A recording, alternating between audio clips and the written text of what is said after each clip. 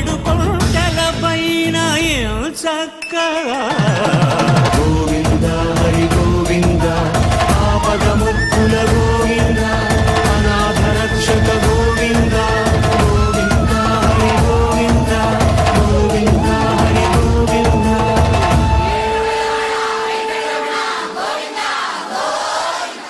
శ్రీ వెంకటాచలాధీశం శ్రియాధ్యాసితవక్షసం శ్రితచేతన మందారం శ్రీనివాసమహం భజే. మన పవిత్ర భారతావనంలో ఎన్నో పుణ్యక్షేత్రాలు ఉన్నాయి. కొన్ని తీర్థమాహాత్మ్యాన్ని, కొన్ని క్షేత్రమాహాత్మ్యాన్ని, కొన్ని దైవమాహాత్మ్యాన్ని చెప్పేటువంటివి. కానీ త్రివిధాత్మకమైనటువంటి మహిమలు కలిగినటువంటిది ఏకైక పుణ్యక్షేత్రం ధరాలోక వైకుంఠం తిరుమల. అందుకే పురాణాలన్నీ ముక్తకంఠంతో వెంకటాద్రి సమంస్థానం బ్రహ్మాండే నాస్తికించన వెంకటేశ సమోదేవో నభూతో నభవిష్యతి అని ప్రకటిస్తూ ఉన్నాయి. గోవింద హరి గోవింద ఆపదముక్కుల గోవింద. జగన్మోహన సౌందర్యం లీలా మానుష విగ్రహ. అసలు ఆ స్వామిని లీలామానుష విగ్రహుణ్ణి చూస్తూ ఉంటే ఎంతటి ఆనందం కలుగుతుంది ఏ యుగంలో అయినా. అసలు ఈ సంసారంలో ఏది ఆనందించదగినటువంటి అంశం లేదు అని చెప్పి అరణ్యాలకు వెళ్ళి తపస్సు చేసుకుంటూ ఉంటారు మహర్షులందరూ కూడా. వాళ్ళందరూ కూడా స్వామిని దర్శించి దదృశు విస్మితాకారా రామస్య వనవాసిన. రాముడిగా స్వామి అరణ్యాల్లోకి వస్తే అప్పటి వరకు కూడా ఏవీ లోకంలో ఆనందం లేదు. యథా యథా విపర్యేతి లోకతంత్రం అసారవత్ తథా తథా విరాగోత్ర జాయతే నాత్ర సంశయ అన్నట్లుగా వైరాగ్య భావనే కలిగి ఉండేటువంటి వాళ్ళు ఒక్కసారిగా స్వామి యందు అపరిమితమైనటువంటి ఆనందంతో వాళ్ళందరూ సేవించడం మొదలుపెట్టారు. అంటే స్వామి సాక్షాత్తు కనులకు గోచరమైనటువంటి పరాత్పరుడు అని చెప్పి తెలుసుకున్నారు. అలాంటి జగన్మోహన సౌందర్య రూపుడు పుంసాం మోహన రూపాయ పుణ్యశ్లోకాయ మంగళం. అలాగే బాలకుడుగా ఇంటింటా దూరి ఆ యశోదమ్మ ఇంటి దీపమైనటువంటి ఆయన ఎందరికి ఆనందాన్ని కలిగించాడు. అలాగే భీష్మ దాల్భ్యాదులకు ఆనందాన్ని కలిగించాడు, ప్రాకృతులకు ఆనందాన్ని కలిగించాడు. అటువంటి లీలామానుష విగ్రహుడు ఆ స్వామి. నైతద్రూపం కృతం దేవై నకృతం విశ్వకర్మణ. వెంకటాచలంపై ఉండేటువంటి ఆ యొక్క శిలను ఓ విశ్వకర్మ తయారు చేసినటువంటిదో లేకపోతే దేవతలు చేసినటువంటిదో కాదు. ఆయన అక్కడ గుడిలో అలా అర్చామూర్తిగా ఉన్న స్వేచ్ఛగా క్రీడతే తత్ర స్వేచ్ఛారూప విరాజిత. ఆయనకి అవసరమైతే అక్కడ ఉండగలడు. స్వేచ్ఛగా ఏదో ఒక పక్షి రూపంలోనో పశువు రూపంలోనో లేకపోతే ఒక మనుష్య శరీరంలోనో వెంకటాచలంపై ఆయన సంచరిస్తూ ఉంటాడు. క్షేత్రస్య మహిమాదివ్య తథా తీర్థస్య వైభవం. ఆయన వైభవం ఎంత గొప్పగా ఉంటే ఆ తీర్థముల వైభవము అలాగే ఉంటుంది, ఆ క్షేత్రము వైభవము అంతా ప్రాభవంగా కూడి ఉంటుంది. తత్ర సాక్షాత్ రమాకాంత కిం తత్ర సుకృతం కృతం బహుజన్మార్జితై పుణ్యై లభ్యతే క్షేత్ర దర్శనం.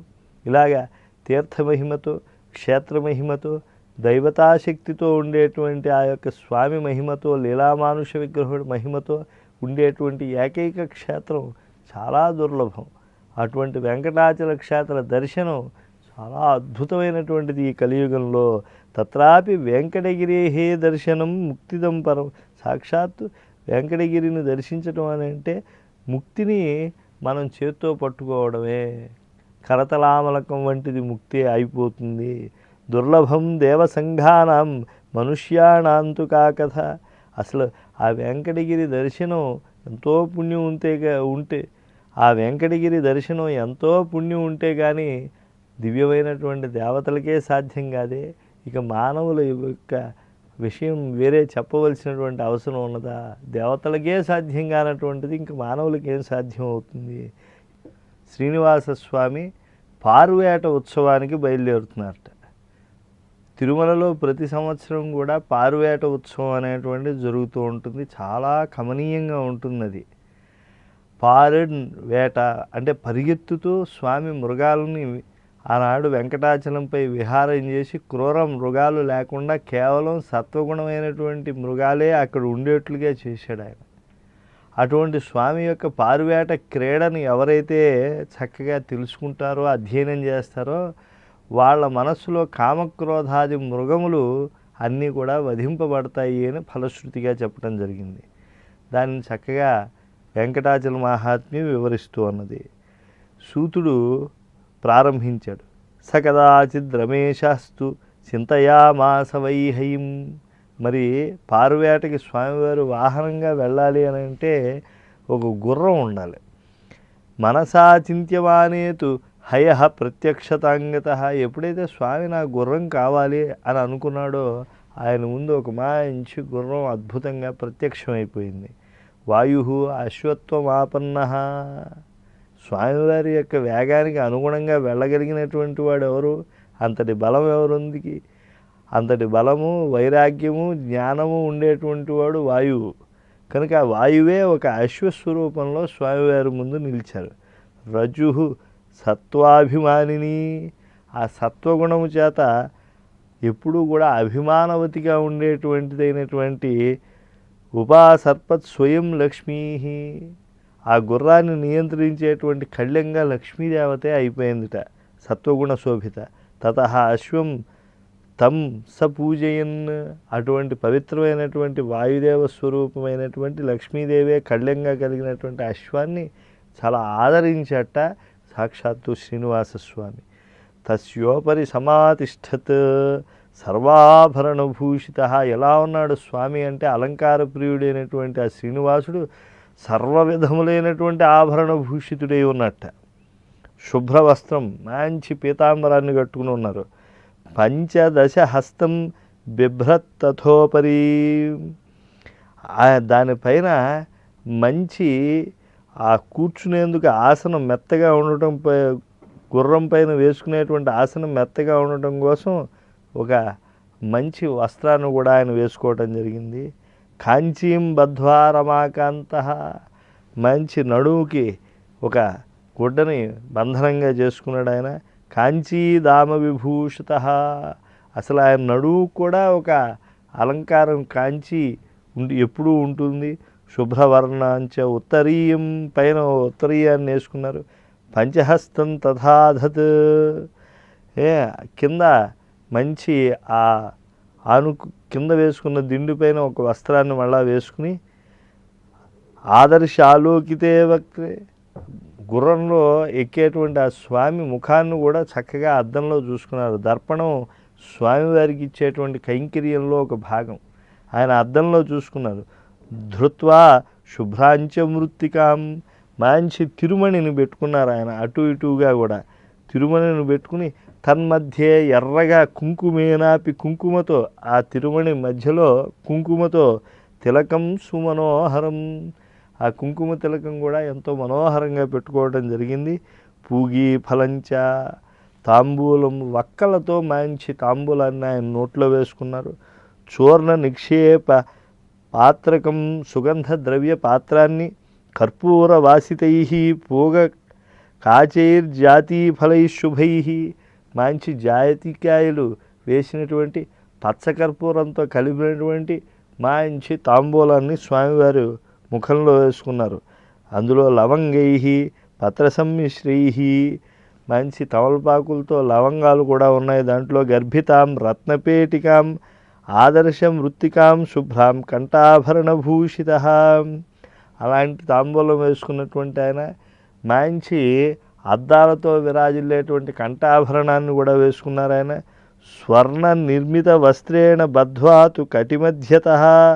మంచి నడుము బిగించడం అంటూ ఉంటారు.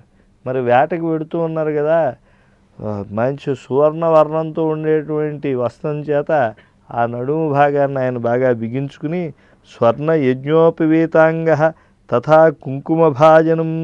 బంగారు యజ్ఞోపవీతాన్ని వేసుకున్నటువంటి వాడు ఆ స్వామి. ఆయన వక్షస్థలం అంతా కూడా కుంకుమ చేత విభాసిల్లుతూ ఉన్నది. అసలు ఆయనకు గొప్పదనం తీసుకువచ్చినటువంటిదే అది. ఎవరు అసలు త్రిమూర్తుల్లో పూజ్యుడు అని అంటే ఎవరి ఎదపైన లక్ష్మీదేవి లత్తుగా పాదముద్రలు ఉన్నాయో కుంకుమతో కూడినటువంటివి ఆయనే సర్వేశ్వరుడు అని నిర్ణయించారట. కనుక అలాగా అటువంటి వక్షస్థలంతో ఉండేటువంటి వాడు శ్రీనివాసస్వామి. కంకణాంకిత దౌర్భ్యాంచ, రత్నఖచితమైనటువంటి బాహుమూలాలు పెట్టుకున్నారు ఆయన. సంపూర్ణ వరగాత్రక, పూర్తిగా అద్భుతమైనటువంటి శరీరం కలిగినటువంటి వాడు, కళ్యాణకారకమైనటువంటి గాత్రం కలిగినటువంటి ఆయన. భుజకీర్త్యా రత్నమయ్య రాజమానో అంగులీకైక, భుజకీర్త్యా రత్నమయ్య రాజమానో అంగులీయకై, మంచి భుజకీర్తులు పెట్టుకున్నాడు ఆయన. రత్నమయములైనటువంటి బంగారు భుజకీర్తులు ఆ రెండూ కూడా. తర్వాత వేళ్ళకి అన్నిటికీ కూడా అంగుళీయాలు పెట్టుకున్నాడు. అవన్నీ కూడా వివిధ వర్ణాల్లో విరాజులుతూ ఉన్నాయి ఆయనకి. కుంకుమాక్త సుగంధేన, ఆ కుంకుమాక్త సుగంధము చేత లిప్త ఉరు వాహురంజిత, కుంకుమతో పరిమళించేటువంటి చందనాన్ని బాగా ఉరస్థలం పైన అంటే వక్షస్థలం పైన బాగా రాసుకుని, కబరీకృత కేశేషు రక్తవస్త్రం సువేష్ట్యచ, ఎర్రటి వస్త్రాన్ని యజ్ఞోపవిధిగా ఆయన అలా వేసుకుని ఒక బంధనం చేసుకుని, లంబిత పుష్పజాలైశ్చ, ఇలా వేడాడేట్టుగా స్వామివారు పుష్పాలు వేసుకోవటం ఆయనకు అలవాటు. అందుకే తోమాల సేవ అని చేస్తూ ఉంటారు. తోళ్ మాలయ్య అన్నమాట. వేలాడేటట్టుగా భుజాలపై నుంచి మాలలు వేసుకునేటువంటి సేవ ప్రతిరోజు కూడా స్వామివారికి ఇష్టం కనుక సుప్రభాత సేవ అయ్యాక ఆనంద నిలయంలో స్వామివారికి అర్చక స్వాములు నిర్వహిస్తూ ఉంటారు. కాబట్టి అలాగా భుజాలపై నుంచి వేలాడేటట్టుగా పొడవాటి పుష్పమాలను వేసుకున్నారు. స్కంధగై పరిభూషిత సువర్ణరత్న సంబంధ పాదుకా గూహితాంఘ్రిక, సువర్ణరత్నమయమైనటువంటి ఆ యొక్క కాళ్ళను కప్పేసిందా బంగారము అన్నట్టుగా ఉండేటువంటి పాదుకలను ఆయన ధరించారు. ఆ తరువాత ధనుర్బాణధర శ్రీమాన్, ధనుర్బాణములు ధరించినటువంటి ఆ లక్ష్మీకరుడైనటువంటి స్వామి ఎలా ఉన్నాడు అని అంటే, సాక్షాన్ మన్మథ, మన్మధుడికే మోహాన్ని కలిగించేటువంటి మన్మధుడిలా ఉన్నట్ట. మన్మధునికి కన్న తండ్రి కదా ఆయన స్వామి. ఏవం మనోహరం రూపా ధృత్వా శ్రీవేంకటేశ్వర, ఇంతటి భువన సమ్మోహకరమైనటువంటి రూపాన్ని ధరించినటువంటి ఆ శ్రీ వెంకటేశ్వర స్వామి హయం రత్నసమాకీర్ణై ఉపబర్హైర్విభూషితం, గుర్రంపై వేసేటువంటి ఆ దిళ్ళన్నీ కూడా బాగా సర్దుకుని, సువర్ణ తిలకోల్లాసి వక్త్రం, ఆ బంగారు ఆ తిలకాన్ని కలిగినటువంటి ఆ యొక్క వక్త్రంతో, వాయు మనోజవం, వాయువు వల్లే వేగంగా వెళ్ళేటువంటి అశ్వం మీదకి ఎక్కారు ఆయన. అంటే స్వామి ఎలా తిలకం పెట్టుకున్నారో అలా గుర్రం కూడా మంచి తిలకం పెట్టుకున్నది. నీలవర్ణం, అది నల్లటి గుర్రం, పాండు పాదం, తెల్లటి పాదములతో ఉన్నది. హస్త పంచదశోన్నతం, 15 చేతులంత ఎత్తు ఉండేటువంటిది ఆ యొక్క ఆ గుర్రం. 15 చేతులంత ఎత్తు ఉండేటువంటిది ఆ యొక్క గుర్రం.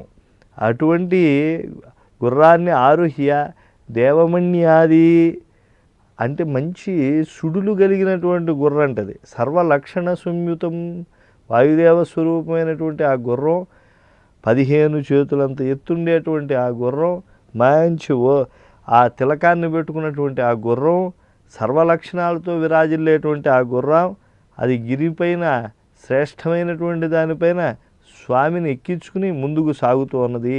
మృగయార్థం జగామ సహా, ఎందుకు వెళ్ళాడు స్వామి ఇలాగా అశ్వాన్ని అధిరోహించి అంటే, క్రూర మృగాలను వేటాడటానికి. మృగయా విహార సమయే శ్రీనివాసస్య కన్యాదర్శనం, అలా మృగయా విహారం జరుగుతూ ఉంటే స్వామివారికి కన్యాదర్శనం అయింది అని చెప్పి చెప్తూ ఉన్నారు. మృగాన్ బహువిధాకారాన్, మృగములు కొండపైన ఆయన వేటాడినటువంటివి అనేక విధములుగా ఉన్నాయట.